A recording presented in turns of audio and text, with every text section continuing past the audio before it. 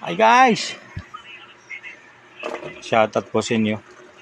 Pag-usapan lang po natin to guys, yung ito, nakikita nyo dito na kapag yan yung page recommendation nyo na lumabas, pag clinic nyo po yung notification at ito yung lumabas, ibig sabihin okay yung inyong account or yung page or profile kay Meta.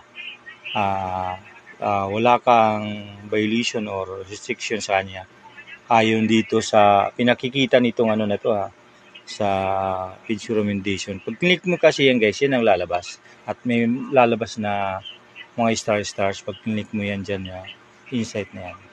Kaya tayo mahalaga talaga i-check natin po yung ating mga account araw-araw at i-check po lahat yung dapat natin check. Lalo na yung mga option, di ba, na yung alert, yung page recommendation, tapos yung sa creator tools. Yan po yung hanapin nyo lagi araw-araw para ma-update po yung account nyo at kung ano yung gagawin natin at kailangan natin adjustment dun sa mga ginagawa natin mga reels at video. Kung na ba tayo sa violation. Ang natin nyo i-follow, share, and like para updated ka sa ating tutorials. Salamat.